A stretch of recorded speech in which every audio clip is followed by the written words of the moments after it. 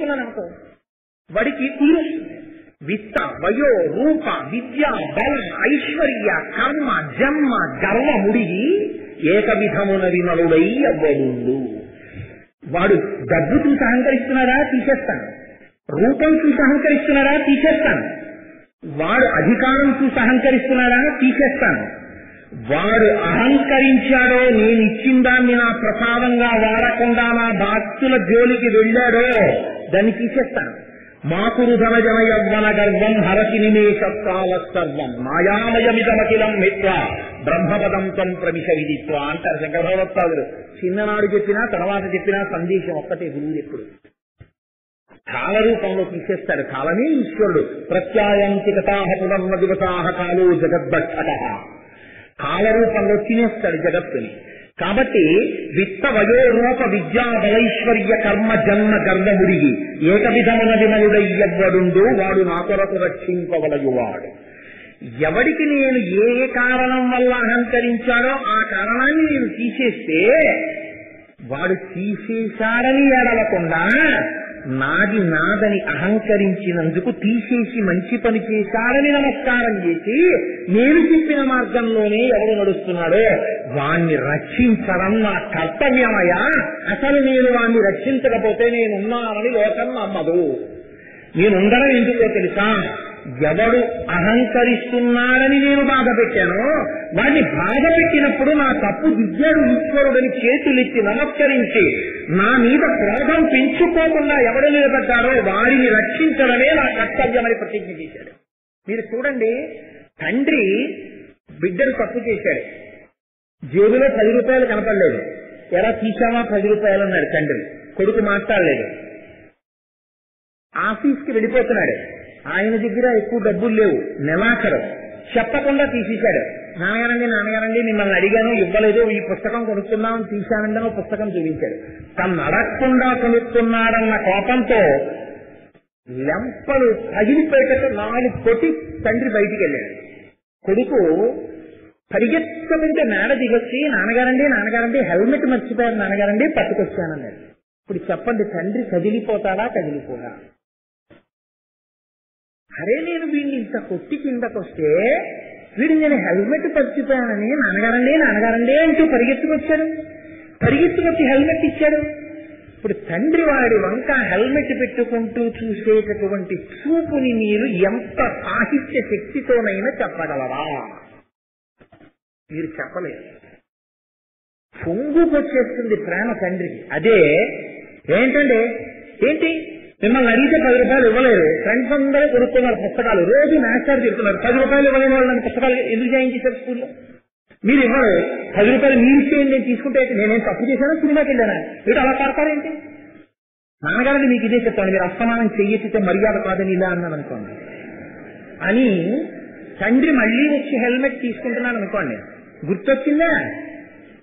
నేను చూశాను మీరు పట్టుకెళ్ళలేదు, పోలీసులు అట్టుకుని 100 కట్టొస్తే బాగుంది అనుకున్నాను, గుర్తొచ్చిందని మీకు అన్నాడు అనుకోండి. తండ్రికి ఎలా అప్పుడు ఎలా చూస్తాడు? వీరికి అన్నం పెట్టి తప్పు చేశాను రా అని చూడటం చాలా తేలికైన ఉపమానం కదండి. కొడితే హెల్మెట్ తెచ్చిన కొడుకుని చూసిన తండ్రికి, కొడితే తిరగబడినటువంటి కొడుక్కి తండ్రి చూసిన చూపులో ఎందుకు కన్నానా వీళ్ళని ఏడవడం? ఈశ్వరుడు లౌకికమైన ఒక తండ్రి అంత కదిలిపోతే లోకములను కన్న తండ్రి ఆయన మీరు చేసిన తప్పుకి మీకు ఏదో ఇవ్వకుండా మిమ్మల్ని బాధ పెట్టి మీరు బాధపడుతూ కూడా ఈశ్వర పాదములు వదలపెట్టకుండా ఆయన చెప్పిన మార్గంలో మీరు నడుస్తుంటే ఆయన కదిలిపోడండి దయతో. మేఘం లాంటి ఔదార్యం ఉన్నవాడు ఇవ్వకుండా కానీ తాను నిగ్రహించుకోగలడా? ఇప్పుడు ఒకనాడు ఏదో తప్పు చేశాడు ఈ బ్రాహ్మణ కుటుంబాన్ని దరిద్రులుగా పుట్టించావు.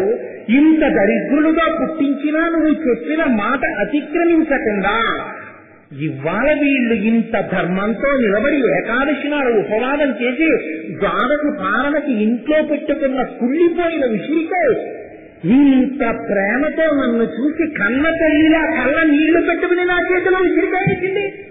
వేశాకవలా నీ మనసు కదలనా? నువ్వు చెప్పిన మార్గం నుంచి కదిలిపోలేదే, నువ్వు వేసిన శిక్షణ లేకుంటే అంత ప్రేమతో నిలబడిపోయారే. ఇప్పుడు నాకు ఈ ఉసిరిగా చేశాక కూడా నువ్వు ఇవ్వలేదు ఐశ్వర్యాన్ని. ఇది లోపలి కృష్ణ.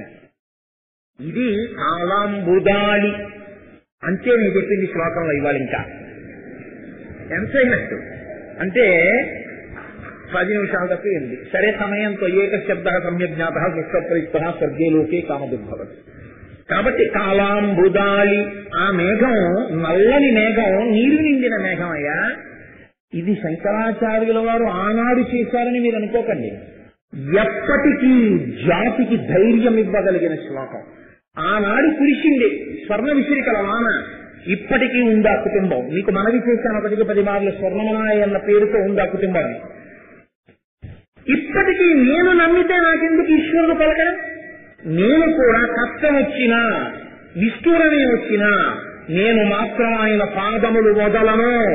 ఈ పూనిక నీకు ఉంటే నువ్వు కదలకుండా నిలబడగలిగితే ఈశ్వరుడు తల్లడిల్లిపోతాడు నిన్ను చూసి. నిన్ను సేవింపక నాపదల్పడమని, నిత్యోత్సవం బొబ్బని, జనమాతృండమని, సంసార మోహంబు పైకొనని, జ్ఞానము గల్గని, జగతుని కుందింపని, మేలు వచ్చిన రాణి అవి నాకు భూషణములే శ్రీకాళహస్తీశ్వర. ఈ మాట అనగలిగిన వాడుంటే ఎంత పొంగిపోతాడండి సర్వేశ్వరుడు. పొంగిపోయి కాళహస్తీశ్వరుడి యొక్క క్షేత్రంలో గోడల్ని ఆ పద్యాలలా పట్టుకుని ధూర్జటి బతికే ఉన్నాడు ఇప్పటికీ. పోతన గారు రాసిన పద్యం, విజయవాడలో కనకదుర్గమ్మ తల్లి యొక్క లక్ష్మికమ్మిని పట్టుకుని పోతన గారు ఇప్పటికీ బతికే ఉన్నాడు. తన మనస్సుతో ఆర్తితో చెప్పుకున్న మాటలు ఎప్పటికీ మనకి అలా నిలబడిపోయాయి. శంకరులు ఆ మాట అన్నారంటే ఎప్పటికీ భగవంతుని యందు పూనిక నా జాతికి మిగిలి ఉండుగాక, భగవంతుణ్ణి విడిచిపెట్టి పాడైపోకుండా ఉండుగాక. తొందరపడి కష్టమన్నది రాకుండా ఉంటుందా? కష్టం వస్తే ఈశ్వరుణ్ణి విడిచిపెడితే మరింత పాడైపోతావు తప్ప నువ్వు బాగయ్యేది లేదు. ఓర్చుకున్నావా, ఈశ్వరుడి పాదాలు పట్టుకున్నావా, వృద్ధిలోకి వస్తావు. ఇది చెప్పడం కాలాంబుదాళి లలితోరసి. ఇప్పుడు అంటున్నారు నల్లని మబ్బులా ఉన్నటువంటి విష్ణువు యొక్క లలితోరసి. ఉరస్భాగం అంటే హృదయం, గుండె. అది చాలా లలితమైనది అంటున్నారు ఆయన.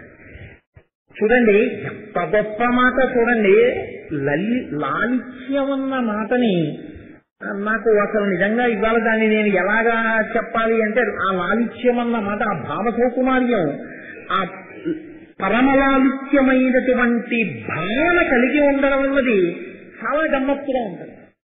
దీన్ని ఒక్క మాటలో చెప్పేస్తే మీరు చాలా తేలిగ్గా పట్టుకోగలుగుతారు. సూర్యోదయం అయిపోయింది, ఉదయం 6:30 అయిపోతోంది. ఒక ఆయన రోడ్డు మీద వెళ్ళిపోతున్నాడు. ఆ ఎదురుగుండా ఒక ఆవిడ స్తోత్రం మీద భర్తతో కలిసి పట్టుచీర కట్టుకుని దేవాలయంలో పూజ చేసుకుందామని సంతోషంగా వెళ్ళిపోతుంది. ఆ వెళ్ళిపోతున్నటువంటి తల్లి తలలో పెట్టుకున్నటువంటి ఒక ఎర్రటి పెద్ద గులాబీ పువ్వు నేల మీద పడింది. అట్నుంచి ఒక లారీ వస్తోంది. ఒక లారీ కింద ఈ గులాబీ పువ్వు పడిపోతే అదేం అరవదు.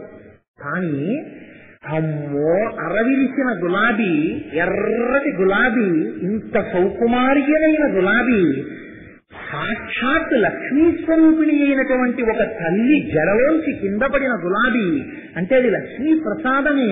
ఈ గులాబీ మీద లారీ చక్రం ఎక్కడమా అన్న ఊహ తట్టుకోలేక ఒక ఆయన పరుగున వెళ్ళి పువ్వు తీసి ఆ పక్కనే ఉన్న చెట్టు మొదట్లో పెట్టాడు. గోడ మీద పెట్టేయలేదు, చెట్టు మొదట్లో పెట్టేశాడు. ఆ చెట్టుకు ఆ పువ్వు పూసుండకపోవచ్చు, కానీ చెట్టు తల్లి లాంటిది పువ్వుకి. కాబట్టి తల్లి పాదాల దగ్గర చేర్చేశాను. లేదా శివుడే వృక్షం కాబట్టి నమో వృక్షేభ్యో, కాబట్టి ఇప్పుడు అది మళ్ళీ భగవంతుడి పాదాలకే చేరిపోయి దాని జన్మ చరితార్థమైందని గులాబీ పువ్వు అక్కడ పెట్టేసి అమ్మయ్యా అని ఊపిరి తీసుకుని గులాబీ పువ్వు లారీ కింద పడిపోలేదని వెళ్ళిపోయాడు. ఇప్పుడు నేనంటాను లలితో రసి అంటే ఆయన గుండెల యందు లాలిత్యం ఉంది అన్నారు.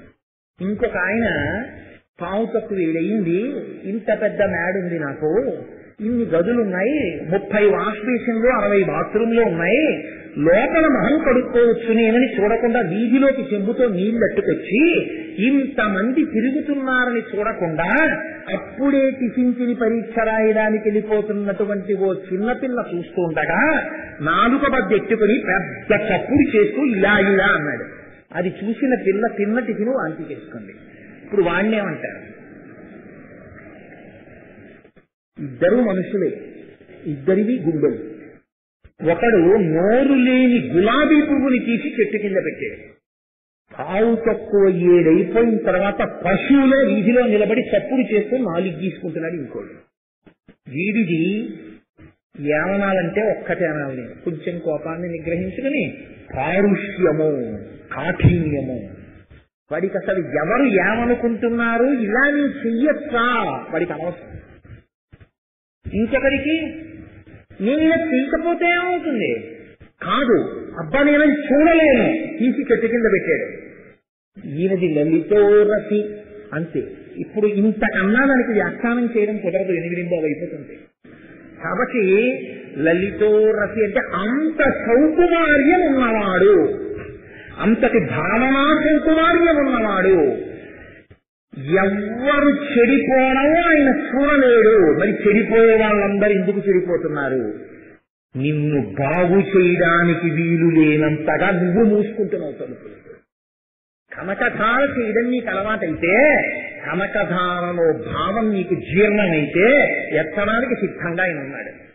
ఆయన చక్రవర్తి, ఆయనకు అవసరం లేదు. పట్టపు తేనె మీద వెళ్ళిపోతున్నాడు.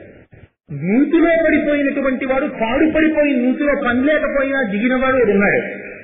అసుర సంఘ వేళ అయిపోతుంది, చీకటి పడిపోతుంది. పాడు పడిపోయిన నూతి నిండా కన్నాలు. ఏ కన్నంలోంచి ఏ సమయంలో ఏ పావు వస్తుందో ఏ తేలుస్తుందో తెలియదు. అవసరం లేని రాజు పట్టపు తేనెకు దిగొచ్చి ఆ పై నుంచి మహారాజు చూసి ఇప్పటికిప్పుడు వాడిని రక్షించాలి, చీకటి పడిపోతోందని అక్కడే ఉన్న ఒక తీగ తీసుకొచ్చి వేశాడు. నేను పట్టుకోనన్నాడు. తీగ పట్టుకోవడం ఏంటంటే నా చేతులు ఒరుసుకుంటే నేను పట్టుకోనన్నాడు. ఏదైనా మెత్తటిది వేస్తే పట్టుకుంటానేమో చూస్తాను, తీగ పట్టుకోవడం కుదరదన్నాడు. ఇప్పుడు ఆయన పట్టపు తేనెకు దిగొచ్చినా, పాడుపడిపోయిన నూతి దగ్గర నిలబడ్డా, తీగ తెచ్చినా, వంగినా, వేసినా, అరిచినా, పట్టుకోమన్నా ఉపయోగం ఉందా? లోపలి వాడు పైకొస్తాడా? వాడంటూ పట్టుకుంటే పైకొస్తాడు. వాడికి పట్టుకోవడానికి పెద్ద తెచ్చైతే ఎన్నింటే లోపలి వాడు పైకొస్తాడు. ఈశ్వరుడు ఉన్నాడు, పట్టుకోవడానికి నువ్వు సిద్ధంగా నీకు ఎన్ని అభిజాత్యాలు. పట్టుకోవడం నీ దృష్టిలో చాలా వెనకబాటు. పట్టుకోకుండా ఉండడం వ్యక్తిత్వ వికాసం నీ దృష్టిలో. ఇప్పుడు నిన్నెవడెక్కించగలడు పాడిపడిపోయిన నూతిలోంచి పైకి?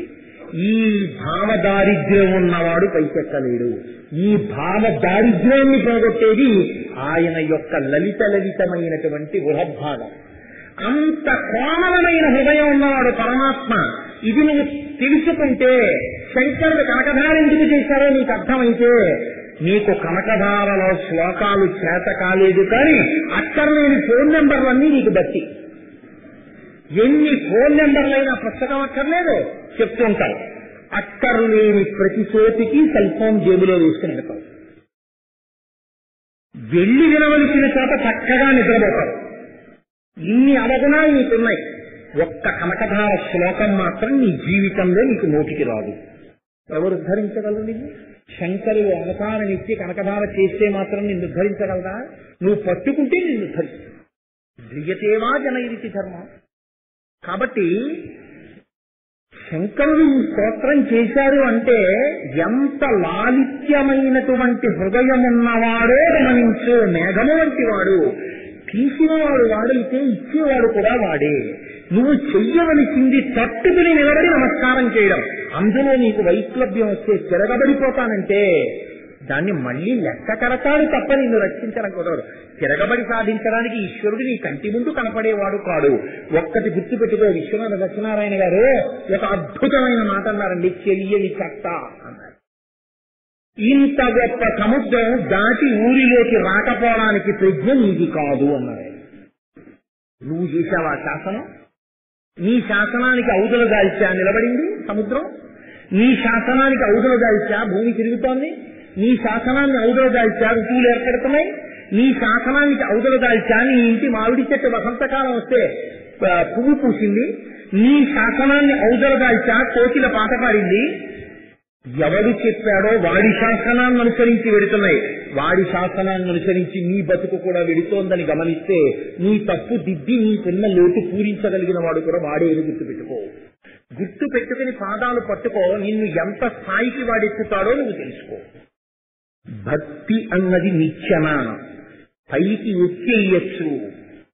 దిగడానికి మాత్రం భక్తి అన్న నిచ్చెన ఎప్పుడూ పనికొచ్చేది మాత్రం కాదు, పైకి ఎక్కడానికే పనికొస్తుంది అది. కాబట్టి ఈ విషయం చెప్పడానికి కాలాంబుదాలిల లితోరతికైక భారే. ఏమి నామాలు వేస్తారండి శంకరాచార్యుల వారు. ఇవాళ ఆయన అంటున్నారు ఆయన కైటభారి అన్నారు. అంటే కైటభుని యొక్క అరి శత్రు. ఇవాళ ఈ నామం ఎందుకు వచ్చింది ఆయనకి? నిన్న మురారే అన్నారు, ఇవాళ కైటభారే అంటున్నారు. కైటభారే కన్నా ముందు ఇంకోడు ఉన్నాడు, మధుకైటభులు అంటారు. ఆ మధుసూదనుడు అన్న మాట వేయచ్చుగా, అదెదిగి కైటభారే అంటున్నారు. ఎందుకన్నారు? ఒక్కటే రహస్యం. మధుకైటభులు అంటే ఎవరో కాదు, నేను నాది. ఈ రెండే మధుకైటభులు. దేవీ భాగవతంలో మధుకైటకోత్పత్తి యొక్క వ్యాఖ్యానాన్ని మీరు బాగా అర్థం చేసుకుంటే విష్ణువు యొక్క చెవి గులిలోంచి వాళ్ళిద్దరు ఎందుకు పుట్టారో మీకు అర్థమవుతుంది. ఈ పుట్టినటువంటి మధుకైటభులలో మధుసూదనుడన్న నామాన్ని విష్ణువుకి గ్రహించి మాట్లాడతాలా ఇవాళ శంకరాచార్యులు గారు. కైటభారే అంటున్నారు. కైటభునికి శత్రువైన వాడు అంటున్నారు, ఆయన యొక్క గుండెలు అంటున్నారు. కైటభుడు నాది. నాదంటే ఏంటి? ఇలా ఉండదు, ఇలాగే ఉంటుంది. మీరు బాగా గుర్తుపెట్టుకోండి. సృష్టిలో, నేను చెప్పట్లేదు ఈ మాట, వేదం చెప్తోంది. సృష్టిలో చేతిని ఇచ్చి చేతి ద్వారా ఉన్నతిలోకి రాగలిగిన ప్రాణుల్ని పరమేశ్వరుడు కేవలంగా 3-4 మాత్రమే సృష్టించాడు. మిగిలినటువంటివి ఏవి కూడా చేతితో తినడానికి అధికారము లేదు. మనిషికి ముందున్నటువంటి చేతితో తినే జంతువులు ఏనుగు, కోతి. ఆ రెండే చేతితో తింటాయి. నేను చెప్పట్ల, వేదంలో ఉందా మంత్రం. మనిషి ఇంకొంచెం ముందుకు వస్తాడు, వచ్చి ఈ చేతి వల్లే తరగడమైనా తరగడమైనా ఈ చెయ్యికి గౌరవంతో ఇలా వేయడం వస్తే ఓం నమః కలిపి అభ్యున్నతిని పొందుతాడు, మనసు గెలుస్తాడు. ఈ చేత్తో ఇలా అంటే జన్మనిచ్చినటువంటి పితృదేవతల పట్ల తమ యొక్క కృతజ్ఞతని ఆవిష్కరించి రుణం తీర్చుకోవడం అన్న మాట ఎప్పుడూ కుదరదు. వాళ్ళ యందు కృతజ్ఞతను ఆవిష్కరించి పితృకార్యం చేసిన వాడవుతాడు నీళ్లు వదిలిపెట్టి. ఈ చేతితో ఇలా పెడితే దీనుల యందు నారాయణుణ్ణి చూసి నేను పెట్టడానికి పుణ్యం మూట కట్టుకోవడానికి విష్ణు ఈ రూపంలో వచ్చి పుచ్చుకుని నాకు పుణ్యం ఇచ్చి ఉత్తర జన్మలలో సుఖాలు పొందడానికి యోగ్యమైన స్థితిని నాకు ఇచ్చాడు. పుచ్చుకునేవాడు లేకపోతే నాకు ఉత్తరగతులు లేవు. నన్ను పెంచడానికి విష్ణువే ఈ రూపంలో వచ్చాడు అని ఇచ్చిన వాడికి, పుచ్చుకున్న వాడికి ఇచ్చినవాడు నమస్కరించిన జాతి సనాతన ధర్మం ఒక్కటే. పుచ్చుకున్న వాడికి ఇచ్చినవాడు నమస్కారం చేస్తాడు. భవతే విష్ణుస్వరూపాయతే తత్ప్రామాణ్య విధే కృపావస్య ధరణిం దాస్యామియంతున్ క్రియాక్షిప్రుండై ధనుజేశ్వరుండు వడుగుం కేశాచి పూజించి బ్రహ్మప్రీతమ్మని ధారబోత భువనం భాస్కర్యమం పొందగా. ఏదిచ్చినా దేని కొరకు? బ్రహ్మప్రీతి కొరకు అనిస్తారు తప్ప వేరొక దాని కొరకు ఇవ్వడం అన్నది లేదు. కాబట్టి ఈ చేతితో నీ ఉద్ధరణ ఉంటుంది. ఈ చేతిని ఈశ్వరుడు ఒక్క నమస్కారం చెయ్యడం కోసమే ఇలా వంగడానికి అనుగ్రహించాడు తప్ప ఈ చెయ్యి ఇక్కడ ముడుచుకునే అవకాశం ఆయన ఇవ్వలేదు. ఈ చేతిని ఎప్పుడూ పెట్టవలసి వచ్చినప్పుడు వెనక్కి ముడిచేయకు. ఇలా పెట్టడం కాకుండా ఇలా దాచడం వస్తే నువ్వు దాచిన దాన్ని నీ వారసులు పంచుకు తింటారు. కానీ మళ్లీ పెట్టడానికి ఈ చేతితో పెట్టడానికంటూ నీకు అధికారం లేకుండా పోతుంది. ఎందుకంటే పెట్టిన చెయ్యి కాదు, నాదని దాచిన చెయ్యి. నాదని దాచిందంతా ఏదుందో అది నీ ఊపిరి ఆగిపోయిన ఉత్తర క్షణం ఇక జీవుడికి చెందనే చెందదు. శరీరానికి వచ్చిన వాళ్ళు ఎవరున్నారో వాళ్ళు పంచుకుంటారు. తనూఢవులు అంటారు. తనూఢవులు అంటే వాళ్ళు ఈ శరీరానికి సంబంధించిన వారంటే జీవయాత్రలో సంబంధం లేదు. ఈ జీవుడికి ఎంతమంది తల్లులయ్యారో, ఎంతమంది తండ్రులయ్యారో, ఎంతమంది అన్నదమ్ములు, ఎంతమంది రాజులు, ఎంతమంది స్నేహితులు, ఈ జీవుడికి ఎన్ని కోట్ల మందితో సంబంధం. అందుకే గజేంద్ర మోక్షంలో దశలక్ష కోటి కరణీనాధుండమయ్యుండి మద్దానంభ పరిపుష్ట చందనలకాంతఛాయలందుండలేక నీరాస ఇతేల స్థితి భయం బిట్లు కదీశ్వర అన్నాడు గజేంద్రుడు. జగము యొక్క స్థితిని చూపించారు. దశలక్ష కోటి కరణీనాధుండమయ్యుండి 10 లక్షల కోట్ల భార్యలకి నేను భర్తనన్నాడు. అసలు కుదురుతుందా అది? అంటే జీవుడికి ఎంతమంది భార్యలయ్యారో ఇంతకుముందు. నేను కుక్కగా ఉన్నప్పుడు నాకు ఆడకుక్క ఉంది, నేను పందిగా ఉన్నప్పుడు నాకు ఆడపంది ఉంది, నేను కొండగా ఉంటే నాకు ఆడకొండ ఉంది, నేను ఇప్పుడు ఈ రూపంలో ఉంటే నాకు ఒక భార్య ఉంది. కానీ ఈ శరీరాన్ని జీవుడు విడిచిపెట్టినటువంటి ఉత్తర క్షణంలో ఈ దేహముతో సంబంధం ఉన్న వాళ్ళెవ్వరితోటి నాకు ఇంక సంబంధం లేదు. చాలా గమ్మత్తుగా ఉంటుంది వేదాంతం. జీవుడు మళ్ళీ వెళ్ళిపోతాడు. జీవుడు వెళ్ళేటప్పుడు పట్టుకెళ్ళేది తాను చేసిన పాపపుణ్యములు ఒక్కటే. కాయము వీడి జీవుడతి కంపిత చిత్తతనేగుతుండవో నాయనయంసు ఎత్తు నిజ నందన నందినులైన కాని కందోగిని భస్మము తొలుత దుఃఖమహాంబుది సొస్సు పత్నియం కాయము వీడివారు కదా చేసిన కర్మము పుణ్యము తప్ప శంకర. ఓ నాన్న, ఓ నాన్నగారండి, నాన్నగారండి అని ఏడవడానికి పనికొస్తారు అంతవరకే. వాళ్ళు మాత్రం ఏం వచ్చేరు శరీరం విడిచిపెట్టి. 11 రోజులు అయిపోయాక ఇలా ఎన్నాళ్ళు ఏడుస్తావు బావా, మంచి బట్ట కట్టుకుని సంతోషంగా మా చెల్లెల్ని సుఖపెట్టు అని తొందరగా శిథిలమైపోయే బట్ట తీసుకొచ్చి బావమరిది పీటల మీద పెట్టేస్తాడు. పెట్టేసిన తర్వాత లేచిపోయి మళ్ళీ ఆఫీసు, సినిమా, వ్యవహారం అన్ని మొదలైపోతాయి. ఫోటో కూడా తర్వాత కట్టించడం మర్చిపోతాడు. ఇంకా మీ నాన్నగారు ఫోటో కట్టించలేదండి, ఏది పెడదాం అనుకుంటున్నానండి, కుదరట్లేదు, ఆ మధ్య సెలవు పెట్టాను కదా అంటే ఎన్ని ఇళ్ళు లేవనుకుంటున్నారు.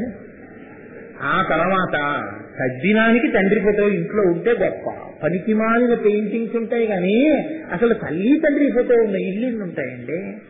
ఆ ఇల్లే ఉండవు. తల్లికి తండ్రికి తద్దినం పెట్టదేరా అని అడిగితే కోపం తెచ్చుకునే కుటుంబాలు ఉన్నాయి ఎన్నో. ఇప్పుడు ఏమిటి నువ్వు పచ్చికెళ్ళేది? కింవానేన ధనేన వాజికలి ప్రాప్తేన రాజ్యేన కిం కింవా పుత్ర కలత్రమిత్రపశుభిర్గేహేన గేహేన కిం జ్ఞాతై తక్షణ భంగురం సపతితో త్యజ్యం మనోదూరత స్వాత్మార్థం కురువాక్యతో భజ భజ శ్రీ పార్వతీ వల్లభం అంటారు శంకర భగవత్పాదులు. కాబట్టి కైటభారి అంటే నాది నాది అన్నవాణ్ణి మర్దించగలిగిన వాడు. నాది నాది అని గత జన్మలలో అని ఎవ్వరికీ పెట్టని కారణం చేత ఈ జన్మలో పెట్టడానికి లేక ఏడుపు తింటున్న కుటుంబం అని. అలా ఏడుపు తింటున్న కుటుంబం అని నువ్వు ఆనాడు నాది నాదని పెట్టలేదని శిక్షనిచ్చినా ఈనాడు ఆ శిక్షని అంత ప్రీతితోటి నీ యందు భక్తితోటి అనుభవిస్తున్న కుటుంబం అది. కాబట్టి అలా అనుభవించిన వాళ్ళని నన్ను అనుగ్రహించగలిగినటువంటి లలితలలితమైనటువంటి భావనలు కలిగిన సౌకుమార్యంతో కూడిన గుండె నీ గుండె. ఇది చెప్పడానికి కాలంబుదాలి లలితో రసికైక భారే ధారాధరే స్ఫురతియాతటిదంగనేవా. ఎక్కడ పడతాయో అసలు శంకరాచార్యుల వారికి ఆ మాటలు. ధారాధరే అంటారు. ఏవి శబ్దాలంకారాలు వేస్తారో. కృపాధారాధారాతిమపి మధురా భోగవతిక అవంతి సృష్టిస్తే బహునగర విస్తార విజయ అంటారు సౌందర్యలో. కృపాధారాధార అంటారు అక్కడ. ఇక్కడ ధారాధరే స్ఫురతియా తటిదంగనేవా అంటారు. ధారాధరే అంటే ధారలుగా వర్షించగలిగినటువంటి వర్షపు నీటిని ధరించినటువంటి మేఘం. ఇది కనకధార. ఈ ధార ఈ కలిగినటువంటి స్థితి నీయందు నీకు ఉంటే గురువు యొక్క వాక్యములను సంతతము తలుచుకోగలిగినటువంటి నైపుణ్యము, గురువాక్యము సంతతము ధారగా నీ ఎందు పడిన దాన్ని నువ్వు నిలబెట్టుకుంటే అది ఈశ్వరుడు కురిపించగలిగిన కనక ధారకు చేతు అవుతుంది. అది ధారాధరే అటువంటి మేఘం. ఆ మేఘం అది ధారలుగా కురిపిస్తుంది వర్షాన్ని. చుక్క చుక్క చినుకులు కురిసే మేఘం కాదు. ఆ మేఘం ఏమిటండి? వాన, ఈ ఉరుములు, ఈ మెరుపులు, ఈ యసనుల ఘోషములను, ఈ జలధారలు నీయాన మున్నిరుంగము కుయ్యాలింపగ దయ్యగుణ రత్న నిధి అంటారు పోతన గారు భాగవతంలో. ఈ జలధారలు అంటే వాళ్ళకి వర్షం చినుకులు కనపడలేదు, నీటి ధారలో పడిపోయాయి మేఘం నుంచి. అలా పడింది వాళ్ళ రోజుల్లో. అలా ధారాధరే అంత నల్లటి మబ్బుని స్ఫురతియా తటిదంగనేవా. అమ్మా, ఈ నల్ల మబ్బు యొక్క అందాన్ని ప్రకాశింపజేయగలిగిన సౌదామి నువ్వు. ఇది శంకరాచార్యుల వారి ప్రతిపాదన. అమ్మవారిని ఇప్పుడు తీసుకొస్తున్నారండి. ఎలా? మంచి తాపంతో ఉన్నాం, మంచి ఎండలకి మగ్గిపోయి ఉన్నాం. రోహిణీ కార్తీ, అమ్మ బాబోయ్ నిద్ర పట్టట్లేదండి, అసలు మండిపోతోంది, గోడలు వేడి, పరుపులు వేడి, గిన్నెలు వేడి, బట్టలు వేడి, చెమట, స్నానం చేద్దామంటే నీళ్లు ఉండట్లేదు, ఎలా ఎలా అని కొట్టుకుపోతున్న తరుణంలో అకస్మాత్తుగా 3 గంటల వేళ కటిక చీకటి అయిపోయి నల్లటి మబ్బులు పట్టేసి గాలి వేగి ధూళి వేగి ఉన్న కరెంటు కూడా ఊడిపోయి ఇలా కన్నెత్తి చూస్తే కటిక చీకటి. ఇప్పుడు ఆ చీకటి ఆనందం, ఆ చీకటిని తెచ్చిన నల్ల మబ్బుల ఆనందం. ఆ మబ్బుని చూద్దామంటే ఇలా మబ్బు చూస్తే ఆనందం కాదు, ఆ మబ్బుని దేనిలో చూస్తే ఆనందం అంటే ఆ చివరి నుంచి ఈ చివరి వరకు మేఘములే సృష్టించిన చీకట్లో దాని మీదే మెరిచిన మెరుపు తీగ యొక్క మెరుపులో ఆ నల్లని మబ్బుల గుంపులు నీ కంటికి కనబడితే సౌదానిధితో కూడిన ఆ మేఘాలు నీ కంటికి కనబడ. ఆ నల్ల మబ్బు యొక్క నల్లతనాన్ని, ఆ చల్లతనాన్ని ఈ మెరుపు తీగ ప్రకాశింపచేయిస్తుంది. నీలతో యదమధ్యస్థ విద్యుల్లేకే భువాస్వర. ఆ లక్ష్మీనారాయణుల యొక్క స్వరూప దర్శనం చేస్తున్నారు శంకరాచార్యులు. అమ్మా, నువ్వున్నావే బంగారు తీగ, మెరుపు తీగ. ఎప్పుడైనా అనుగ్రహించగలిగినటువంటి స్థితిలో లక్ష్మీదేవిని బంగారు తీగతోటే పోలుస్తారు. కాబట్టి నీ తటిల్లత, ఆ మెరిసినటువంటి తీగ లాంటిదని బాగా గుర్తుపట్టండి. శంకరులు ఏమంటున్నారు? అంత నల్లని మబ్బు యొక్క అందాన్ని నీకు దర్శింపచేసేది లోకంలో ఒక్కటే. లేకపోతే ఆ చీకట్లో నీకు అసలు ఆ మబ్బు యొక్క అందం కనపడదు. నువ్వు ఇలా కన్నెత్తి చూడలేవు. ఆకాశంలోకి ఇలా చూసినా చీకట్లో మబ్బులు ఎంత అందంగా పట్టేశాయో వాటి సౌందర్యం ఏమిటో నీకు కనపడదు. కటిక చీకట్లో రాత్రి 8 గంటల వేళ చల్లటి గాలి వచ్చింది. ఏమిటి వానొస్తుందా ఏంటి అన్నాడు, కనపడదుగా. ఇలా తలెత్తి చూశాడు, మెరుపు మెరిచింది. ఈ మెరుపులో పట్టిన మబ్బులు కనపడ్డాయి. ఇప్పుడెంత ఆనందం!